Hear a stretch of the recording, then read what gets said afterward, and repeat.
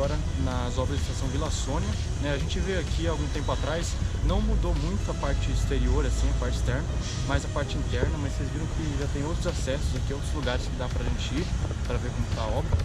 Mas então é isso, eu mostrei algumas partezinhas da estação, não tem como mostrar tudo porque a gente não consegue entrar lá ainda, mas a gente sabe aí que o término dela está previsto para esse ano, com a operação para o início de 2021. Então é isso aí, pessoal, espero que vocês tenham gostado. Até o próximo vídeo. Falou!